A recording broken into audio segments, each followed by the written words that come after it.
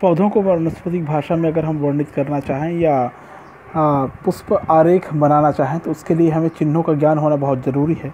पुष्प आरेख हेतु चिन्हों का ज्ञान, तो कौन कौन से चिन्ह आपको देखने को मिलेंगे, किस प्रकार के चिन्ह आपको देखने को मिलेंगे, उसकी चर्चा इस वीडियो में कर रहे हैं। अगर पुष्प सूत्र में आपको, पुष्प आरेख में आपको इस प्रकार के चिन्ह दिखाई देते हैं तो ये मदर एक्सिस या मातृ अक्ष को दर्शाता है। इस प्रकार की संरचना अगर देखने को मिलती है तो कैलिक्स को दर्शाएगा, ये कोरोला को दर्शाएगा। इस प्रकार की स्थिति में अगर है, मतलब कोरोला विथ नेक्टरी को दर्शाता है, जिसमें परागकण कोरोला के साथ में जुड़ा हुआ है। ठीक है, इस प्रकार के स्थिति, इस प्रकार का संकेत अगर लिखा हो तो उसको बोलते हैं स्टेमिनॉइड्स बोलते हैं। इस प्रकार की स्थिति में अगर पुमंग हो तो डायथिकस स्टेमन बोलते हैं, और इस प्रकार की संरचना अगर बनी हो मोनोथिकस स्टेमन कहलाता है। ठीक है, ऐसे ही ये एक संरचना दिखाई दे रही है, मोनोकार्पेल्टी जाइनेशियम है, बीच से डिवाइड हो गया तो बाईकार्पेल्टी जाइनेशियम है। अगर कई बराबर भागों में कई बार डिवाइड हो गया तो पॉलीकार्पेल्टी नेक्टर और सिनकार्पस ऐसा कह सकते हैं इसको। ठीक है, और इस प्रकार की स्थिति अगर बनी हुई तो सिक्रेटिंग डिस्क बोलते हैं इसको। इस प्रकार का अगर पुमंग है तो मोनो एडल्फास एंड्रोशियम कहते हैं, मतलब एक संघी प्रकार का पुमंग कहेंगे। ठीक है, इस प्रकार की स्थिति अगर देखने को मिले तो सिलेंड्रस कहलाएगा। ये क्या कहलाएगा? सिलेंड्रस कहलाएगा। ठीक है, और इसके अलावा कई चिन्ह होते हैं पुष्पसूत्र में जब पुष्प आरेख हमको बनाना हो। ठीक है, तो उस चिन्हों को भी देखते हैं। देख सकते हैं यहाँ पर एक पुष्प आरेख बना हुआ है। इस पुष्प आरेख में जो जो चिन्ह यूज़ किए जाते हैं, ठीक है, पुष्प आरेख बनाने की विधि में हमको चिन्हों का ज्ञान होना चाहिए। और चिन्ह देखिए क्या क्या हो सकता है। इस प्रकार का अगर चिन्ह बना हुआ है तो इसको एक्टिनोमॉर्फिक या त्रिज्या संबित पढ़ेंगे, अर्थात पुष्प को हम एक उदग्र तल से दो बराबर भागों में बांट सकते हैं। ठीक है, कम से कम 2 बार बराबर भागों में बांट सकते हैं, है ना।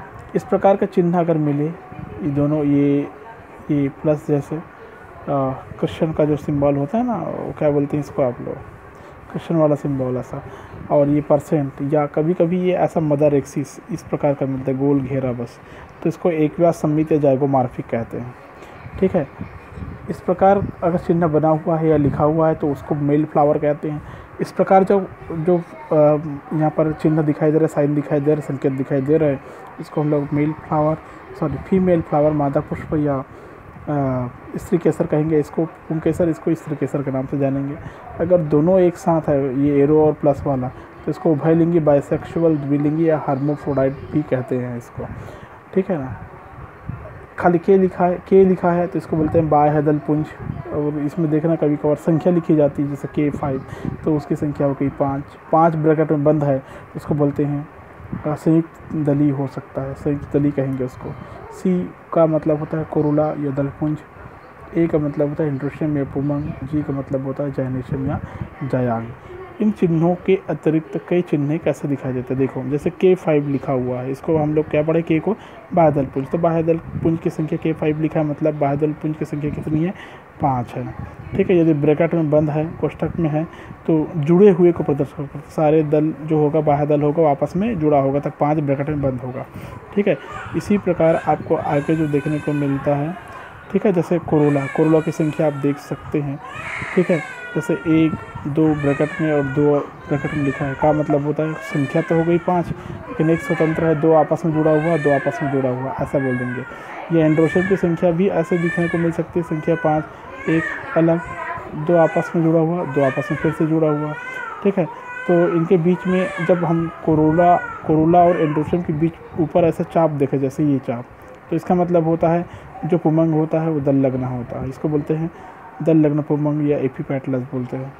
ठीक है, जी मतलब होता है जायांग, जाइनेशियम की स्थिति को दर्शाने के लिए ऐसा नीचे में लाइन खींचा है, तो इसका मतलब होता है ऊर्ध्ववर्ती अंडाशय या सुपीरियर ओवरी बोलते हैं। और इस प्रकार जी और ऊपर लाइन खींचा हुआ है, इसका मतलब होता है अधोवर्ती अंडाशय, इन्फीरियर ओवरी होता है, अंडाशय निचले हिस्से में है, ऐसा माना जाता है। ठीक है, एक फार्मूला देख सकते हैं आप यहाँ पर, देखिए ये है कि ये जिस किसी भी फ्लावर का पुष्पसूत्र होगा इसको पढ़ सकते हैं हम।